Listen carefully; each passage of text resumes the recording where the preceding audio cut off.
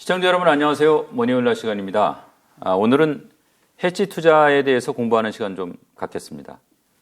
개인 투자자 입장에서는 좀 거리가 있어 보이는 투자 분야인데요. 요즘에는 여러 가지 방법이 있다고 합니다. 레그넘 투자자문 기준환 대표 모셨습니다. 대표님 어서 오십시오. 안녕하세요.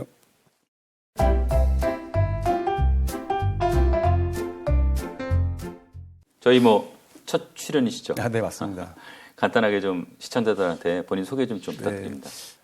저는 사실 금융업계 시작은 증권회사 투자공학부에서 시작을 했거든요. 그래서 원래 헤지펀드까지는 아니지만 차익 거래라든지 인덱스 트레이딩이라든지 아비트라지 트레이딩 이런 걸 하다가 이제 보험사로 옮겨서 자연스럽게 해외 CDS, 해외 신용파생 투자를 하다가 이제 해외 투자 쪽으로 넘어간 케이스라고 보면 될 것 같고요.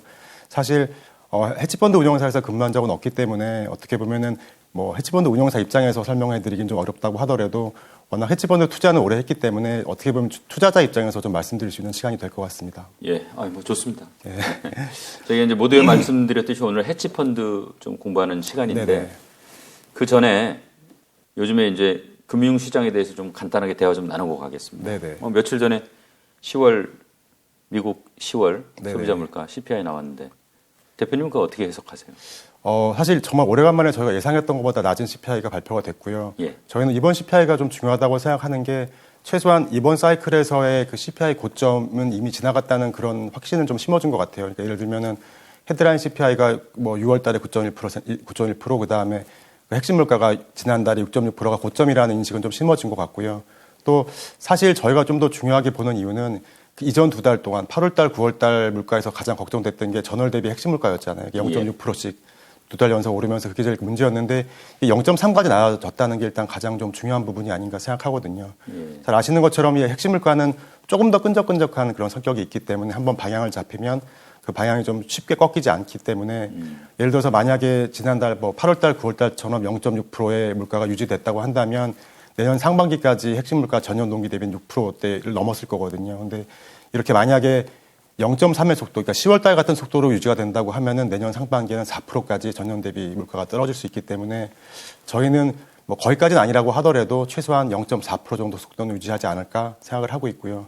그렇다면은 내년 6월달에 전년 동기 대비 핵심 물가는 5%대, 거의 미시간대에서 예측하는 1년 기대 인플레이션과 같은 수준까지 갈 수 있다고 생각을 하거든요. 근데 만약 그렇다고 한다면은 저희가 물론 속도가 중요하고 이제 12월 물가도 봐야 되겠지만 저희가 생각하는 것보다는 페드의 어떤 그 속도 조절도 좀 빨라질 수 있을 것 같고 또 이번 사이클에 상당 금리라고 하는 터미널 금리도 조금은 더 낮아질 수 있지 않을까 생각을 하고 있습니다.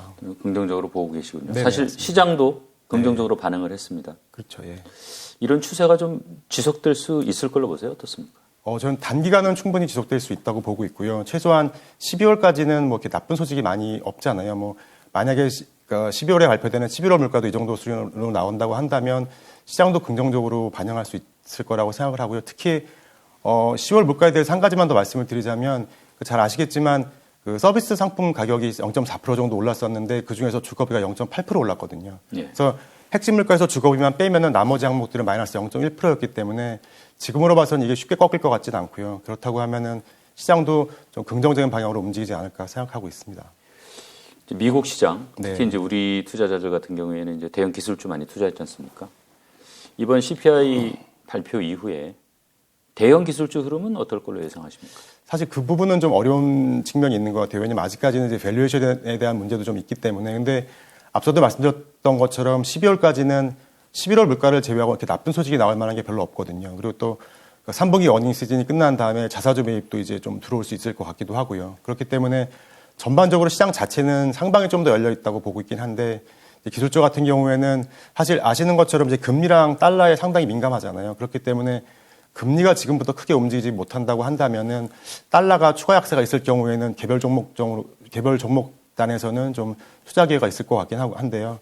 전반적인 기술주의 어떤 모멘텀이 생기기 위해서는 아무래도 페드가 피벗까지는 아니라고 하더라도 긴축 사이클을 종료하는 시점 정도까지는 기다려야지 전반적인 기술주에 좀 이렇게 모멘텀이 생기지 않을까 생각하고 있습니다. 요즘에 이제 투자자들 마음이 좀 복잡할 것 같아요. 이게 좀 좋아지긴 하는 것 같은데 계속 갈까? 이게 반짝하다가 다시 또 이제 좀 곤두박질 칠까? 좀 고민이 많은데 이런 때는 어떤 좀 마인드를 가지고 투자를 해야 된다고 보십니까? 일단 좀 여유를 가지시라고 말씀을 드리고 싶은 부분이 있는 게 앞서도 말씀드렸지만 사실 2022년 올해 저희를 힘들게 했던 게 대부분 이제 매크로 변수들이었는데 매크로 변수들이 조금씩은 이제 개선되는 모습을 보여주고 있잖아요. 그렇기 때문에 매크로 변수가 추가적으로 악화될 부분이 없다고 한다면 사실은 조금 여유를 가지고 기다리시는 것도 방법 중에 하나일 것 같고요. 사실 그 다음에 저희가 걱정해야 될 부분은 뭐 나중에 다시 말씀도 드리겠지만 그 얼마나 뭐 강한 강도의 하드 랜딩이 올 거냐, 경기 침체가 어떻게 될 거냐가 이제 문제일 텐데 사실 만약에 소프트 랜딩 정도로 끝난다고 하면은 마일드한 소프트 랜딩 같은 경우 사실 경기나 기업한테 나쁠 게 없거든요. 그렇기 때문에 뭐 지금 포지션을 가지고 계신 분들 같은 경우에는 뭐 레버리지만 없다고 하시면은 좀 기다려 보시는 것도 괜찮을 것 같고 또 만약 아직까지 이제 그 위험 자산을 실지 않으신 분들 같은 경우에는 지금부터는 조금씩 위험 자산을 채워 나가도 좋은 시점이 아닌가. 그러니까 약간은 좀 긴 호흡으로 여유 있게 시장을 바라보시면은 좋은 성과가 있지 않을까 생각하고 있습니다. 오늘 이제 본론으로 좀 들어가겠습니다. 네네. 헤지 펀드는 뭐 어떤 펀드입니까? 사실 헤지 펀드라는 거는 이제 정의는 너무 다양하거든요. 근데 정의를 좀 요약해 보자면 어떤 시장의 비효율성에서 알파를 창출하고 그 다음에 그 어떤 레버리지 통해서 이익을 극대화하면서 시장의 배타를 해지하는 이런 운영 전략으로 운영되는 사모펀드라고 보시는 게 맞을 것 같아요. 제가 간단하게 좀 여러 가지 정리를 해봤는데 사실 헤지펀드를 이해하기 위해서는 역사를 한번 생각해 보실 필요가 있을 것 같아요. 이게 헤지펀드는 거의 한 70년 전에 알프레드 존스라는 사람이 처음에 그 자기 주변 사람들의 돈을 모아서 폐쇄적으로 펀딩을 한 다음에 그거를 그러니까 전 세계에서 처음으로 롱숏 전략을 사용하기 시작하면서 만들어졌거든요. 그러니까 어떻게 보면은 이제 이때부터 이런 폐쇄적인 펀딩 구조 그리고 이 폐쇄적인 펀딩 구조에 맞는 새로운 운영 전략이 도입이 되면서 이런 폐쇄적인 펀딩 구조를 원하는 그 펀드 매니저들하고 또 이런 폐쇄적인 펀딩 구조에서 새로운 전략으로 나오는 수익률을 추구하는 투자자들이 이게 수요가 맞으면서 한 70년 동안 이게 쭉 새로운 전략들이 추가되면서 발전해 왔다고 볼 수가 있겠거든요. 그렇기 때문에 이미 그 70년 동안의 발전 때문에 지금은 뭐 저희가 일반적으로 생각하는 너무 위험한 펀드라든지 또는 정말 무슨 뭐 퀀텀 피식스 같이 너무 어려운 전략으로 아무도 접근할 수 없는 그런 전략이라고 생각하실 필요는 없을 것 같고요. 이미 충분히 저변도 확대되어 있고 전략도 뭐 유동 뭐 좀 투명한 전략도 많이 생겼고 좀 다변화됐기 때문에 생각하는 것보다는 쉽게 접근할 수 있는 펀드라고 생각하셔도 될 것 같습니다. 이게 외국 헤지 펀드하고 우리 헤지 펀드하고 약간 좀 뭐 헤지 펀드에 대한 정의 뭐 좀 차이가 있습니까? 정의의 차이도 있지만 일단 기본적으로 시작점부터가 좀 다른 것 같아요. 아까 말씀드렸던 것처럼 해외 헤지 펀드는 정말 오랜 기간 동안 이 정부의 규제를 피하고 사실 그 알프레드 존스라는 사람이 처음에 이 해지라는 말을 썼을 때 이 해지라는 의미가 뭐 펜스라는 의미도 있고 해지라 일반적인 위험한 자산을 해지한다는 의미도 있는데 어떤 걸로 썼는지는 모르겠지만 아직까지 유지가 되고 있는 건 크게 두 가지거든요. 그러니까 아까도 말씀드렸던 것처럼 이 폐쇄적인 펀딩 구조, 그다음에 규제를 피할 수 있는 방법, 그리고 이 안에서 발생할 수 있는 수익률을 추구하는 투자자. 이게 어떻게 보면 잘 맞으면서 자생적으로 커온 그런 시장이라고 할 수가 있는데 우리나라는 제가 우리나라 헤지펀드 정의를 좀 찾아보다가 제가 가장 좀 적합하다고 생각했던 게 이 한국은행에서 하고 있는 정의거든요. 그러니까 국내 금융당국의 인가를 받은 운영업자들이 등록 심사를 거쳐서 설립한 헤지펀드. 이게 한국은행에서 내리고 있는 정의인데 바꿔 말하면 국내법에 적용을 받는 펀드라고 볼 수가 있겠고. 사모펀드의 예, 맞습니다. 예. 그렇기 때문에 우리나라 같은 경우에는 이미 성숙 단계에 있는 해외 헤지펀드들을 우리나라 규제에 입혀서 도입을 하는 단계거든요. 그러니까 2011년도에 처음 도입한 이후에 여태까지 계속 규정도 바뀌고 요건도 바뀌고 이러고 있기 때문에 사실 외국의 헤지펀드와는 약간 다른 측면에서 시작됐다고도 볼 수가 있고요. 이제 그러다 보니까 그 한 12년 동안 규정도 계속 바뀌고 투자자 요건도 많이 바뀌고 있는 그런 상황이라고 보시면 될 것 같아요. 사실 그래서 일반 투자자들이 이 헤지펀드는 좀 어려워하고 나하고는 좀 관련 없는 거 아니냐 이런 생각을 좀 하시는 것 같아요. 이게 지금 그러면 좀 헤지펀드하고 뮤추얼 펀드하고 좀 비교를 해서 설명하면 조금 더 이해가 쉬울 것 같은데 어떻습니까? 네. 이것도 자료를 한번 준비를 해보긴 했는데 이제 기본적으로 헤지펀드와 뮤추얼 펀드의 공통점이라고 하면은 다수에게 자금을 모집해서 한 운용 전략으로 운영하는 펀드라는 점 빼고는 거의 다 다르다고 볼 수가 있겠죠. 예를 들어서 펀드 구조 같은 경우에는 뮤추얼 펀드는 정부 규제에 따라서 투자 목적으로 만든 설립한 회사고요. 헤지 펀드 같은 경우에는 규제는 거의 없고 매니저와 투자자 간의 파트너십으로 만들어진 그런 그 펀드라고 보시면 될 것 같고 유동성이야 뭐 잘 아시겠지만 뮤추얼 펀드는 일간 기준가와 일간 유동성을 제공하고 헤지 펀드는 분기 또는 더 긴 기간의 환매 기간을 가지고 있는 경우도 있고 사실 이 유동성에 대한 규제가 아예 없죠. 그리고 투자자 같은 경우도 뮤추얼 펀드는 일반 투자자도 가능하고 반면 헤지펀드 같은 경우는 연기금이나 같은 기관 투자자나 아니면 적격 투자자라고 해서 좀 큰 규모의 하이네트워스 고객들만 좀 투자할 수 있는 그런 제한이 있고요. 보수 구조 같은 경우도 뮤추얼 펀드는 0.5에서 한 1% 정도로 낮은 데 비해서 헤지펀드는 220라고 해가지고 2% 운영 보수에 20% 성과 보수, 이게 가장 일반화되어 있는 룰이라고 보시면 될 것 같은데 다행히 최근에는 좀 경쟁이 치열해지면서 헤지펀드의 보수는 좀 낮아지고 있는 그런 추세이긴 합니다. 그리고 운용 전략은 아까도 말씀하셨던 것처럼 뮤추얼 펀드 롱온리인데 비해서 헤지펀드는 롱숏 거의 모든 전략이 가능하다고 보시면 될 것 같습니다. 이 헤지펀드는 아무래도 이제 거의 대부분 사모펀드다 보니까 아무래도 이제 좀 투자 유연성이 더 클 것 같고 구체적으로 다른 투자 형태들하고 뭐 차이를 좀 한번 좀 비교를 해볼까요?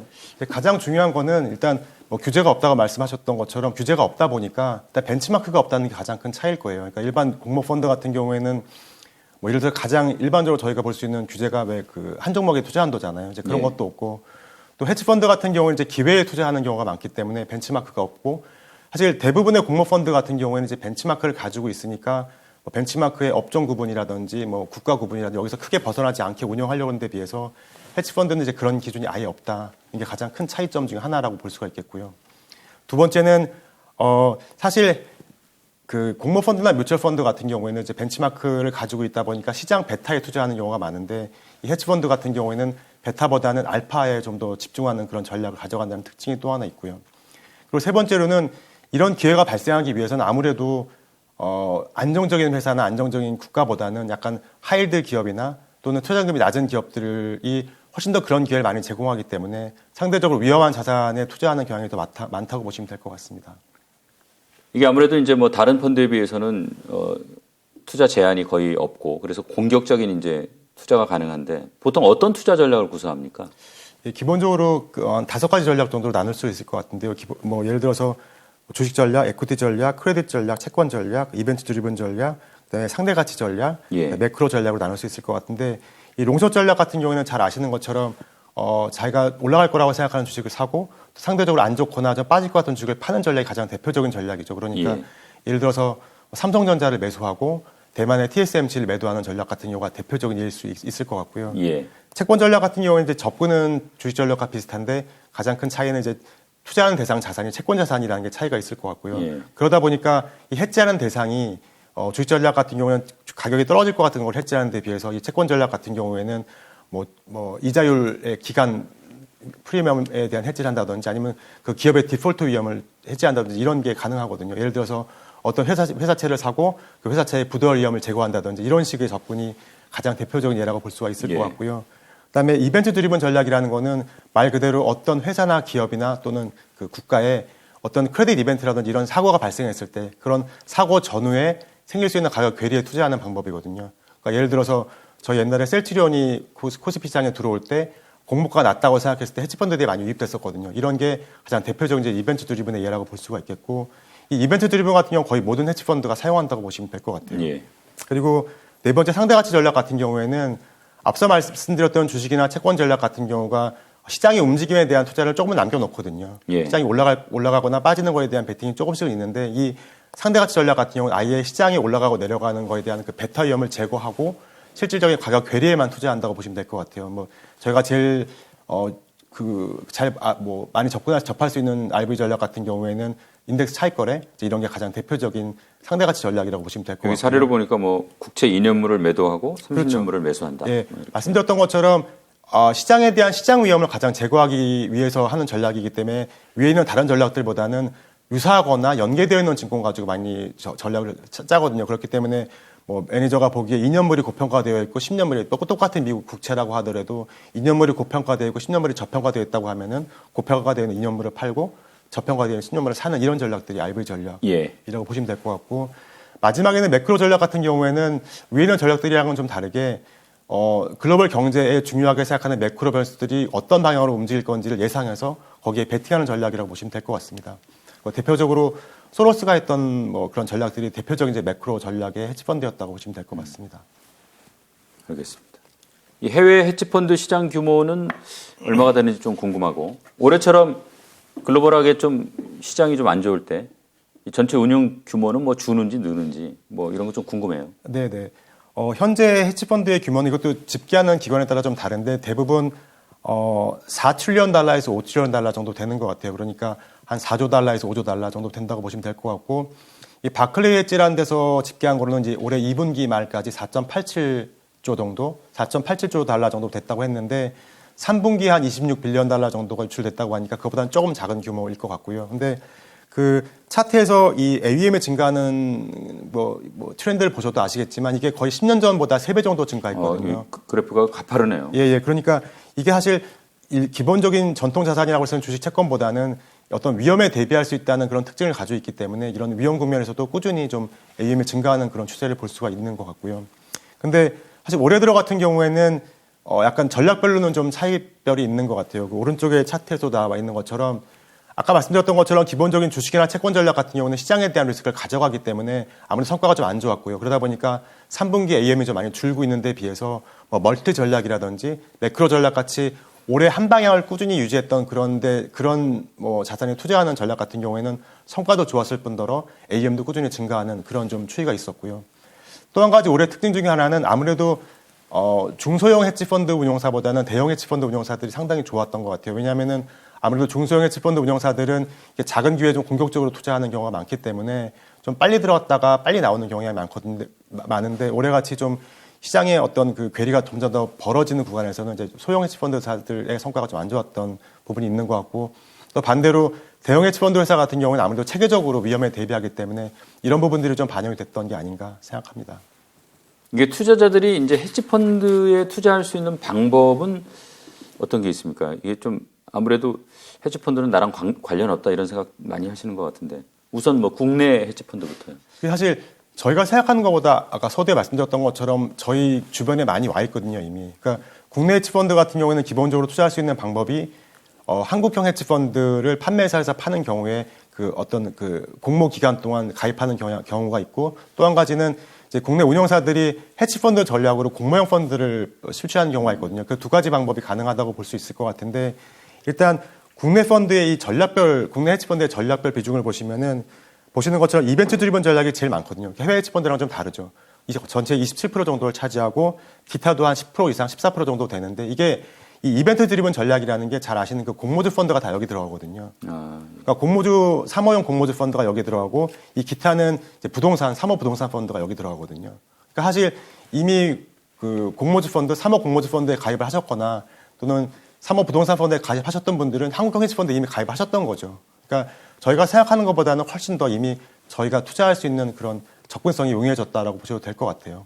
또 성과를 간단하게 보자면은 사실 이 국내 헤지펀드의 성과를 전략별로 정리하는 데가 많지 않아서 저는 이렇게 더벨 자료를 좀 인용을 했는데, 올해 상반기까지 전체 그 펀드가 마이너스 5% 정도를 유지하고 있으니까 거의 해외 헤지펀드 성과와 유사한 정도의 성과도 유지하고 있다고 저는 보고 있습니다. 이게 상대적으로 보면 그렇게 나쁜 건 아닌 거죠? 그렇죠. 예. 거의 유사한 정도의 성과를 내고 있다고 보셔도 될 것 같아요. 이 해외 헤지펀드들은 참 우리가 뭐 들어도 굉장히 유명한 그런 펀드들이 많이 있긴 하지만은 개인 투자자들이 이제 직접 가입할 수는 없고요, 현실적으로. 그러면 이제 이 헤지펀드에 간접적으로 투자할 수 있는 그런 방법들은 뭐 어떤 게 있는지 좀 궁금해요. 예, 말씀하신 것처럼 실제 유명한 해외 헤지펀드들을 우리나라 국내 개인 투자자들이 투자하기는 거의 불가능하고요. 이제 그렇기 때문에 투자 대안들이 많이 개발이 되고 있는데, 가장 대표적인 방법은 두 가지 정도 있는 것 같아요. 공모형 펀드로 투자할 수 있는 방법이 있고, ETF로 투자할 수 있는 방법이 있고. 그러니까 공모형 펀드 같은 경우에는 해외 유명한 펀드들을 재간접 펀드 형태로 출시하는 경우가 있고요. 이제 그런 걸 대부분 이제 리퀴드 얼터너티브라고 많이 하는데, 이제 해외에 있는 헤지펀드를 재간접 펀드로 하거나 아니면 아예 해외 운용사들에서 이렇게 유동성을 확보할 수 있는 자산에만 헤지펀드 전략으로 운영을 하되 유동성을 확보할 수 있는 자산만 투자하면서 일간 유동성이나 일간 기준가를 제공해주는 그런 펀드 형태라고 보시면 될 것 같고요. 이 예로 들고 있는 이 JP모간 글로벌 매크로 오퍼튜니티 펀드 같은 경우가 매크로 전략으로 운영되는 헤지펀드인데, 거의 일간으로 전환매가 가능한 사고 팔 수 있는 그런 자산에만 투자하면서 일간 기준가, 일간 유동성을 제공을 하고 있고요. 또 보유하고 있는 보유 자산도 거의 주간 단위로 공개를 하고 있거든요. 그렇기 때문에 기존의 헤지펀드가 가지고 있는 그 유동성에 대한 제한이라든지 아니면 그 불투명성을 많이 극복한, 어떻게 보면 가장 발전된 형태의 그 리퀴드 얼터너티브 상품이 아닌가라고 생각을 하고요. 이거는 뭐 최소 투자 금액이나 이런 없습니다. 게 있습니까? 일반 공모형 펀드랑 똑같습니다. 똑같습니다. 예. 그리고 그 다음에 생각할 수 있는 게 이제 ETF 형태인데요. 그러니까 이 리퀴드 얼터너티브 같은 JP모간 펀드 같은 경우도 사실 공모형 펀드이기 때문에 뭐 T+3, T+1 이런 환매주의가 있잖아요. 근데 아예 그것까지 없이 저희가 QQQ라든지 그런 뭐 S&P 500 ETF를 사고 파는 것처럼 이렇게 거의 실시간으로 사고 팔 수 있게 만든 게 이제 얼터너티브 ETF라고 보시면 되는데 이거는 뭐 이 두 전략 다 마찬가지로 모든 헤지펀드가 가능한 건 아니고요. 아까 말씀드렸던 것처럼 뭐 이벤트 드리븐 전략 같은 경우는 이제 불가능하고 대신 유가증권으로 투자할 수 있는 전략들, 뭐 롱숏 전략이라든지 아니면 매크로 전략의 일부 이런 거는 이제 이런 걸로 이미 충분히 출시가 되어 있으니까 관심 있으신 분들은 충분히 한번 접근해 보실 수 있을 것 같습니다. 그러니까 개인 투자자 입장에서도 적은 금액을 가지고 해치 투자를 충분히 할 수 있는 그런 여건은 좀 마련되어 있다 이렇게 볼 수 있네요. 그렇죠. HTS만 깔려 있으면 이제 이런 거는 대부분 다 투자할 수 있으니까요. 알겠습니다.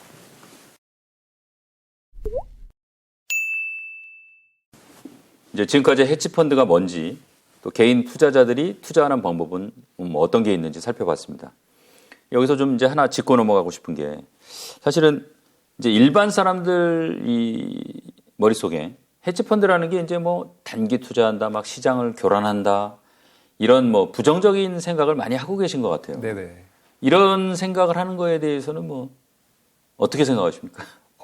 사실 뭐 다 맞는 말씀이시고요. 사실 이게 앞서 말씀드렸던 것처럼 이 해치펀드의 전략상 이렇게 단기 시장 교란이 불가피하다고도 보셔야 될 것 같아요. 왜냐하면은 앞서도 말씀드렸지만 공모형 펀드라든지 뮤추얼 펀드 같은 경우에는 어떤 시장에 투자하거나 어떻게 보면 시간에 투자한다고 볼 수 있는데 비해서 이 해치펀드는 어떤 기회에 투자하는 경우가 대부분이거든요. 예. 그러다 보니까 이 기회가 사라졌거나 그 기회에 충분한 수익을 창출했거나 했을 때는 그 포지션을 한 번에 정리하는 경우가 많거든요.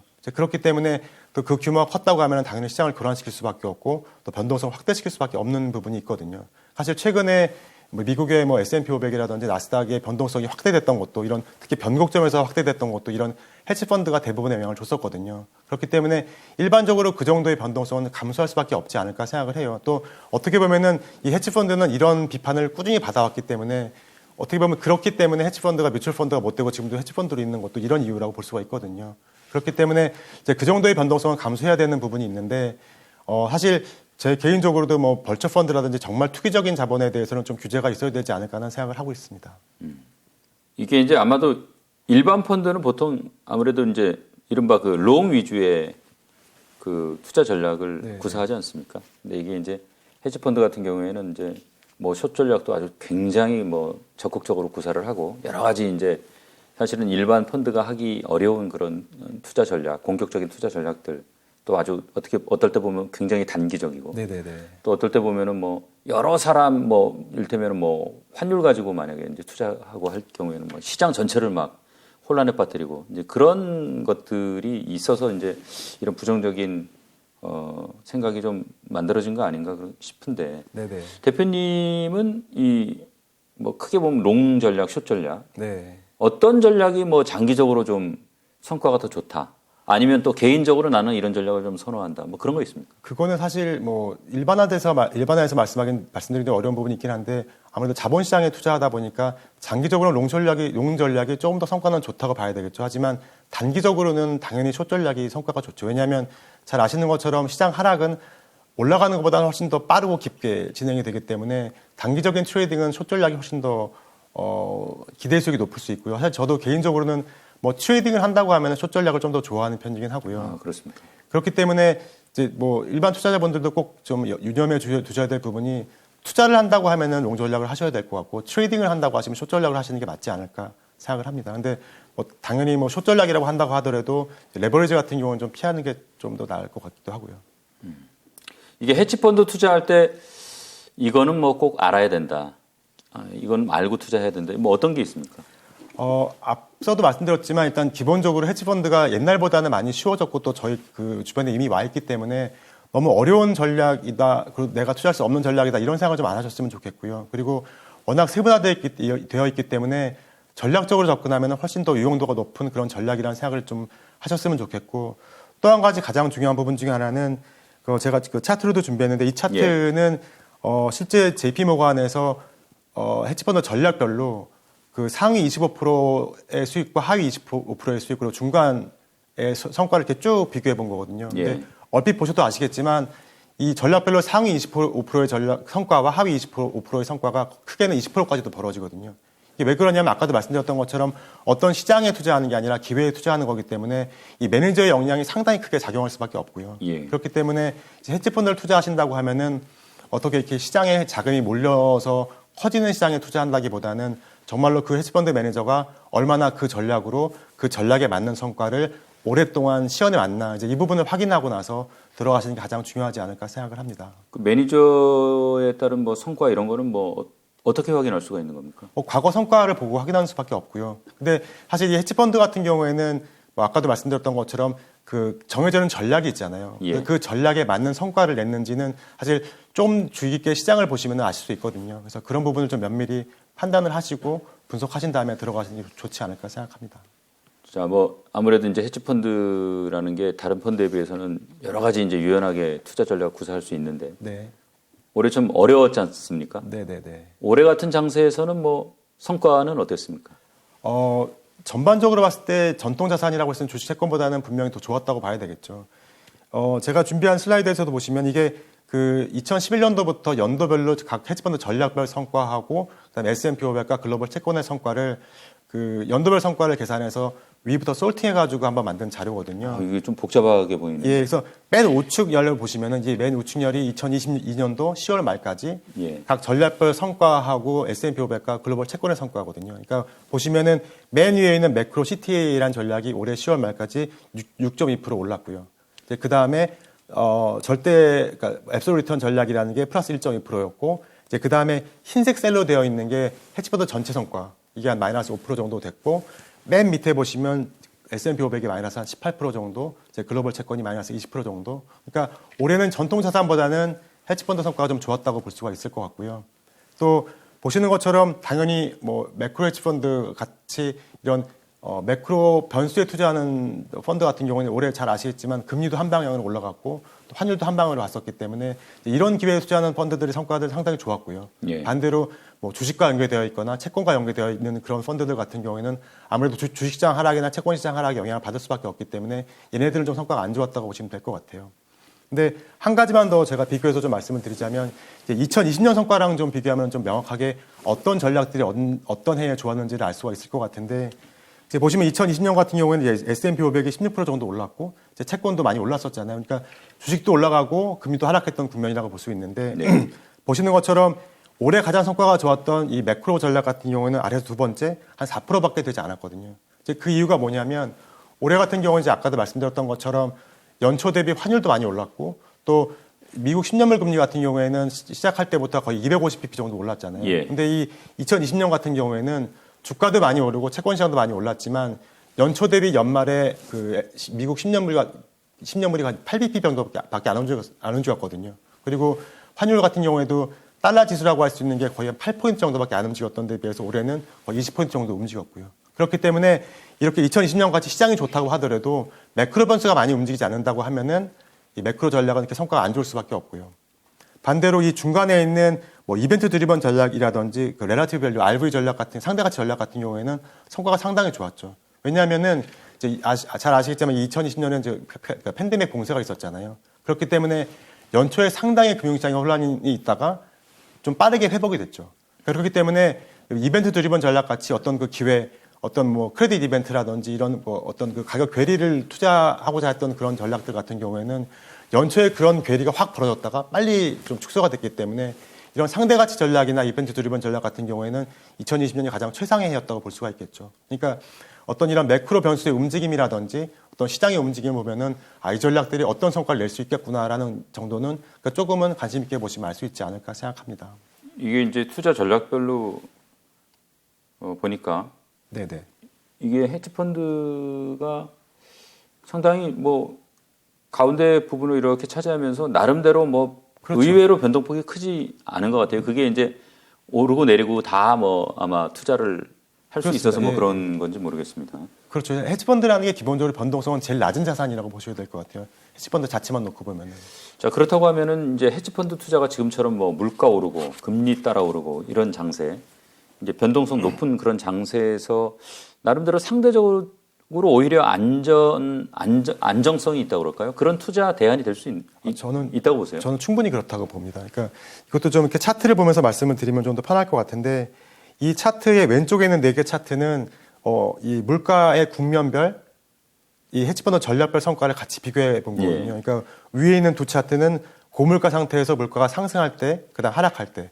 아래에 있는 두 차트는 저물가 상태에서 물가가 하락할 때, 상승할 때. 보시면 한눈에도 보실 수 있는 것처럼 위에 있는 고물가 상태에서는 헤지펀드 전략의 대부분이 MSCI 월드 그러니까 주식보다 높은 성과를 기록을 했었고요. 반대로 아래 보시는 것처럼 물가가 낮은 경우에는 상대적으로 주식 성과가 좋았죠. 특히 오른쪽에는 되게 고물가에서 하락하는 경우 같은 경우에는 일반적으로 고물가에서 물가가 하락한다고 하면 경기가 침체 국면으로 접어들 때는 아무래도 주식의 성과가 안 좋기 때문에 상대적으로 모든 헤지펀드 전략들이 성과가 좋았고요. 반대로 아래 우측 하단의 저물가에서 물가가 상승하는 경우에는 이건 경기가 화랑기로 접어든다고도 볼 수 있잖아요.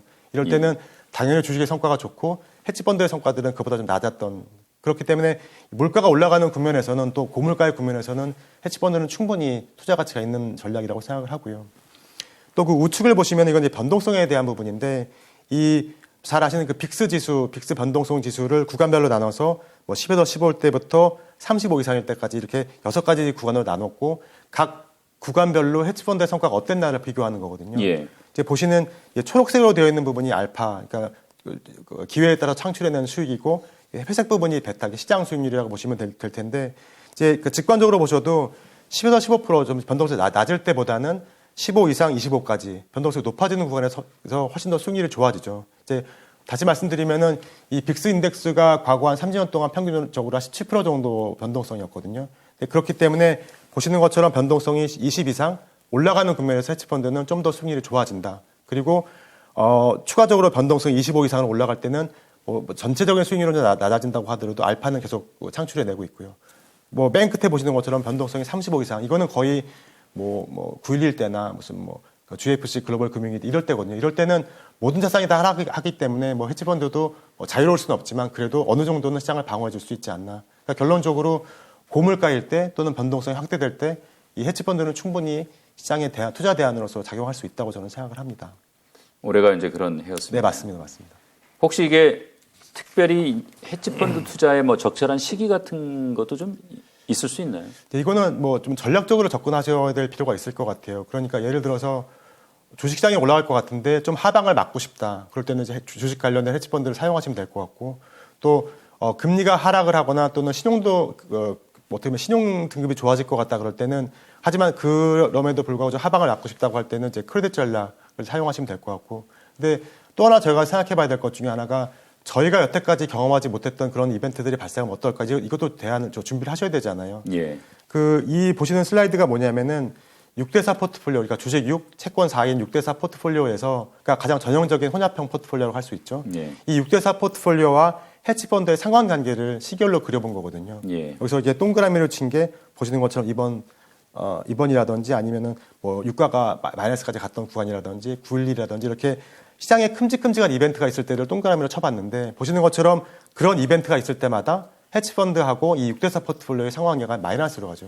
마이너스라는 건 이제 반대 방향으로 간다는 얘기죠. 거죠. 그러니까 잘 아시는 것처럼 이런 이벤트가 발생했을 때는 주식이나 채권은 다 동반 급락을 하는 경향이 있는데 이럴 때 이 헤지펀드와의 상관관계가 마이너스라는 거는 최소한 헤지펀드를 투자해서 얼마나 수익을 낼 수 있을지는 모르겠지만 포트폴리오 전체의 변동성을 축소시키고 관리하는 데는 상당히 역할을 해줄 수 있다. 그렇기 때문에 개인 투자자분들도 마찬가지겠지만 특히 연기금들이 이 헤지펀드 비중을 10% 이상 항상 가져가는 게 이런 변동성 구간에서의 대응을 하기 위한 거거든요. 그렇기 때문에 좀 포트폴리오 접근으로 투자하시는 분들 같은 경우에는 물론 어떤 전략을 선택하는지가 중요하겠지만 이 헤지펀드는 좀 항상 관심 있게 지켜보실 필요는 있지 않나 생각을 합니다. 이게 투자자들이 이제 투자할 수 있는 대안 측면에서 다른 자산하고 성과를 좀 비교해 볼 수도 있습니다. 네, 이것도 한번 슬라이드를 준비해 보긴 했는데 이제 이거는 저희가 서두에 말씀드렸던 것처럼 저희는 이제 해외 ETF를 주로 투자하는 회사이기 때문에 저희가 실제로 ETF DB를 한 30개 정도, 300개 정도 관리를 하거든요. 이 300개를 대분류, 소분류, 중분류로 나눠서 관리를 하는데 크게 8가지의 대분류, 채권부터 인프라까지 8개의 대분류, 그 다음에 중분류, 소분류로 나눠서 관리하는 그 DB에서 좀 끌어온 자료거든요.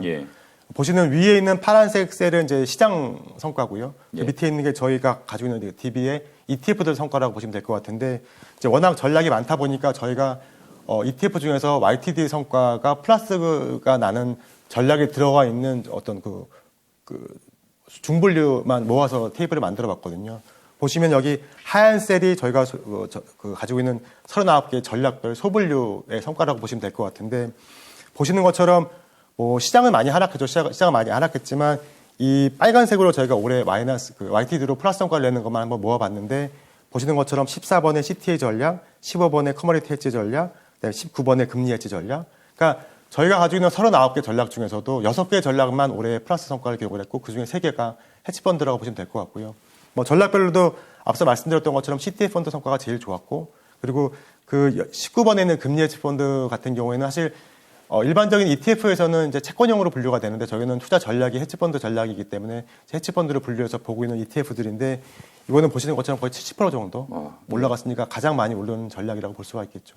그러니까 제가 이렇게 잘 보이지 않는 테이블을 굳이 말씀드린 이유는, 이게 앞서도 말씀드렸던 것처럼 실제 저희가 투자할 수 있는 ETF들이기 때문에 제가 따로 슬라이드를 한번 준비해 봤고요. 이게 실제 이제 개별 헤지펀드의 뭐 성과 사례라고 할까요? 네, 맞습니다. 그런 것 좀 한번 좀 보여주시면 훨씬 좀 이해가.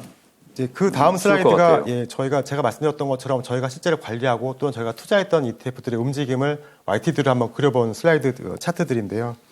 맨 왼쪽은 이제 시장이니까 빼고 이제 왼쪽에 두 번째가 이제 매크로 전략의 펀드들, ETF들의 움직임을 보여드리는 건데, 보시는 이제 초록색으로 되어 있는 게 CTA 펀드고요. 이게 아까 말씀드렸던 것처럼 이 CTA 펀드는 뭐 통화라든지 커머디티라든지 뭐 금리라든지 이런 매크로 변수에 투자하기 때문에, 이 펀드 같은 경우는 올해 초부터 달러 강세에 베팅을 많이 했던 그 펀드고요. 그렇다 보니까 성과가 뭐 한 30% 이상 나고 많이 있는 차이가 나네요. 네, 맞습니다. 그리고 그 밑에 이 보라색으로 되어 있는 펀드는 실물, 그러니까 뭐 커머디티라든지 뭐 실물 자산에 주로 투자하는 매크로 펀드거든요. 근데 이거 보시면은 성과가 좋다가 6월 달에 성과가 푹 안 좋아졌던 거는, 이때 잘 아시는 것처럼 유가가 급락을 하면서 이제 그게 반영이 돼서 성과가 좀 안 좋아졌지만, YTD로는 지금도 한 4.9% 정도 성과가 나고 있고요.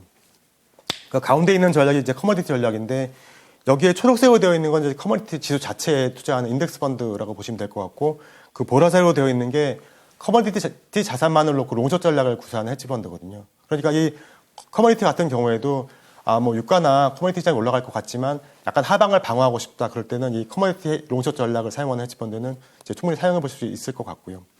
그다음에 네 번째는 주식 해지 전략 같은 경우가 이 초록색으로 되어 있는 게 저희가 일반적으로 잘 아는 옵션 오버레이 전략이에요. 그러니까 S&P 500 주식을 사고 풋옵션을 매수해서 밑으로 빠지는 걸 방어하는 전략이고요.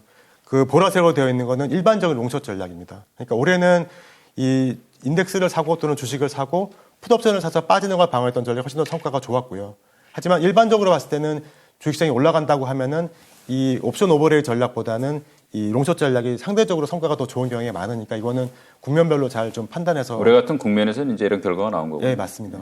그리고 그 오른쪽에 있는 이제 금리 해지 전략이 올해 가장 성과가 좋았던 업종이었는데, 보시는 것처럼 뭐 이 둘 다 사실 금리 해지하는 펀드들이거든요. 초록색 펀드나 보라색 펀드 둘 다 금리를 해지하는 펀드인데, 이 보시는 것처럼 성과 차이가 너무 많이 나잖아요. 이거 초록색 펀드 같은 경우 100% 상승을 했고, 이 보라색 펀드 같은 경우 이제 30% 정도 올랐는데, 이 차이는 이 똑같이 금리 해지를 한다고 하더라도 어떤 기초자산의 옵션부에 투자하느냐에 따라 달라질 수 있어요. 그러니까 무슨 말이냐면은, 이 초록색 펀드 같은 경우에는 단기 채권의 금리 상승에 대응하는 펀드였고, 상대적으로 이 보라색 펀드 같은 경우에는 장기 채권에 대응하는 펀드였거든요. 그러다 보니까 아무래도 단기 금리가 더 많이 올랐던 시장이었기 때문에 훨씬 더 성과가 좋았다고 볼 수가 있겠고요.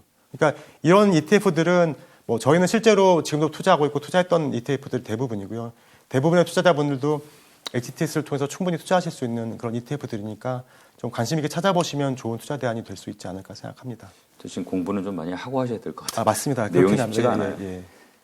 대표님, 앞으로 이제 시장 좀 어떻게 보고 계신지, 아무래도 뭐 전망에 따라서 또 투자 전략을 좀 달리 해야 되는 문제가 있으니까. 예, 올해부터 간단하게 말씀을 드리면 다 아시는 내용이겠지만, 실제 2019년, 2020년도에 너무 많이 풀렸던 유동성 때문에 물가가 많이 올랐고요. 그 물가에 대응하기 위해서 페드가 금리를 가파르게 올렸고, 그 가파르게 올리는 금리 때문에 그 국가별로 어떤 기준금리의 스프레드가 벌어지면서 달러 강세가 이어졌던, 어떻게 보면은 이런 매크로 변수들이 가파르게 좀 달려왔던 그런 시장이었고, 또 그 대부분의 매크로 변수의 방향이 주식과는 좀 반대되는 방향이었기 때문에 대부분의 투자자분들이 좀 힘들 어떤 시기인 것 같은데, 서두에 말씀드렸던 것처럼 저희는 이런 올해 저희를 힘들게 했던 매크로버스들이 좀 좋아지고 있다고 생각을 하고 있거든요. 예. 그렇기 때문에 실제로 얼마나 어느 정도 빠르게 이제 그런 구간이 올 수 있을지는 모르겠지만 저희는 최소한 내년 초까지는 이런 좀 국면이 이어지지 않을까라고 생각을 하고 있거든요. 그러니까 가장 중요한 게 이제 얼마나 그 경기 침체가 올 거냐가 제일 중요한 부분인데 사실 저희가 뭐 잘 아시는 것처럼 거의 20년 동안 저물가 시대에 살고 있었잖아요. 그리고 또 예. 기준금리도 지금 0%에서 올라오고 있고 그렇기 때문에 지금의 물가나 지금의 기준금리를 너무 좀 걱정하시는 부분이 커지시는 것 같아요. 하지만 장기적으로 봤을 때는 5% 정도의 금리에 또 내년에 5% 정도 물가가 간다고 하면 5% 정도의 물가는 사실 지금같이 미국의 고용시장이 안정적인 상황에서는 충분히 소화할 수 있지 않나라고 생각을 하거든요. 그렇기 때문에 경기 침체가 오더라도 저희는 좀 마일드하게 오지 않을까라고 생각을 하고 있고요. 그렇기 때문에 사실 저희는 이번에 10월 말 CPI 발표한 다음에 금리에 대한 금리 상승에 해지하는 포지션을 다 정리를 했고요. 그리고 내년도에 매크로버스들이 하나씩 변화를 확인한 다음부터 최소한 내년에 페드가 그 금리 인상을 종료하는 시점까지는 지금 가지고 있는 자산에 그러니까 지금 사실 거의 대부분 방어적인 자산을 가지고 있는데 그 한 5, 60% 정도는 위험 자산으로 가져갈 계획을 짜고 있습니다. 지금 고용지표 잠깐 말씀하셨는데 네. 고용지표가 좀 여러 가지 여건을 고려했을 때 좀 악화되지 않겠느냐 이렇게 뭐 좀 예상하시는 분들도 많으신 것 같은데 예, 사실 어떻게 생각하세요? 저희도 고용지표가 지금 사실 너무 올라갔다고 하더라도 낮은 수준이긴 한데 최소한 4%대까지는 실업률이 4%대까지 올라가지 않을까라는 생각을 하고 있고요. 하지만 워낙 미국의 펀더멘탈이 좋은 상황이기 때문에 뭐 대부분 이제 뱅크 오브 아메리카 같은 데가 좀 극단적으로 보긴 하는데 그렇게까지 6%까지 가는 상황은 없을 거라고 생각을 하고요. 한 4% 정도 때까지 실업률이 올라가는 게 가장 시장이 소화하기에 적절한 정도의 레벨이 아닌가 생각을 합니다. 그러니까 고용 지표는 뭐 크게 걱정 안 하고 계신 거군요. 실업률이 올라가긴 올라가겠죠. 레그넘 투자자문은 뭐 어떤 투자를 주로 하고 있습니까? 저희는 서두에 잠깐 말씀드렸던 것처럼 이제 해외 ETF에 주로 투자하는 EMP 포트폴리오 운영하고 있고요. 저희가 기본적으로 4개 전략을 운영하거든요. 대체 투자 자산, 그다음에 자산 배분형, 그다음에 좀 공격적인 이노베이션 포트폴리오, 그다음에 채권형, 안전형 채권형 포트폴리오 이렇게 4가지를 운영하고 있고 지금은 이제 국내 개인연금, 연금 투자도 좀 준비를 하고 있고요. 사실 저희가 기본적으로 다른 자문사들과의 차이점이라고 한다면은 아무래도 대체 자산이라든지 헤지펀드를 좀 적극적으로 활용한다는 정도의 차이가 있을 것 같고요. 저희 회사나 저희 포트폴리오에 관심 있으신 분들은 저희가 그 좀 초라하긴 하지만 홈페이지를 운영하고 있으니까 홈페이지에 들어와 보시면은 저희 회사 소개라든지 운영 전략을 좀 더 자세하게 아실 수 있을 것 같습니다. 올해 한 해 참 금융시장이 정말 어려웠어요. 네네. 사실 진행하는 입장에서도 참 맞습니다. 이렇게 뭐 신이 안 나는 한 해였는데 자, 이 고생이 뭐 언제 끝날지는 모르겠습니다. 근데 이렇게 힘들 때는 뭐 어떤 생각하고 투자하십니까? 앞으로 또 방향 같은 것도 좀 있으면 좀 말씀해 주세요. 사실 저는 뭐 잠깐 말씀드렸던 것처럼 이제 파생상품 쪽에서 시작을 했기 때문에 아마 파생상품에서 이런 뭐 투자 업무를 시작하셨던 분들이 대부분 마찬가지일 것 같은데 이렇게 빠지는 장에 상대적으로는 좀 덜 힘들어하는 것 같아요. 그게 아무래도 이게 빠질 때 현금 플레이를 하는 것보다는 어떻게 이 시장에 대응할 수 있을지를 좀 찾기 때문에 그런 것 같기도 하고요. 그렇기 때문에 저희는 사실 뭐 성과가 저희가 원했던 것처럼 좋지는 않았다고 하더라도 사실 올 초부터 여태까지는 그렇게 시장에 대응하기 어렵진 않았다고 저희는 판단하고 있거든요. 근데 사실 어떻게 보면 지금부터가 더 어렵다고 저희는 생각을 하고 있는 게 아까 말씀드렸던 것처럼 매크로버스가 이제 변해가는 국면이기 때문에 저희는 지금부터 한 6개월 정도가 그 변곡점이라고 생각을 하거든요. 사실 이 변곡점에서 어떻게 대응하느냐에 따라서 포트폴리오 성과가 위아래 거의 한 10% 정도는 왔다 갔다 할 수 있기 때문에 저는 이 변곡점에 좀 잘 대응하려고 하고 있고요. 아까도 말씀드렸던 것처럼 저희는 좀 긍정적으로 시장을 보고 있기 때문에 앞으로 뭐 조금씩 위험 자산의 비중을 늘려가는 그런 전략을 사용하려고 하고 있고요. 또 아직까지 채권 같은 경우는 투자를 하지 않고 있지만 해외 채권도 이제 조금씩 투자를 시작할 계획을 가지고 있습니다. 뭐 이 시장 예상, 전망 사실 뭐 맞추기 힘드니까 전망하지 말라고 하시는 분도 계세요. 그냥 대응해라. 근데 그래도 좀 한번 여쭤보고 싶네요. 시장 전망 어떻게 보고 있어요? 기본적으로 사실 뭐 아직 모든 매크로버스가 다 개선된 게 아니기 때문에 테일 리스크는 남아 있는 상황이라고 보고 있고요.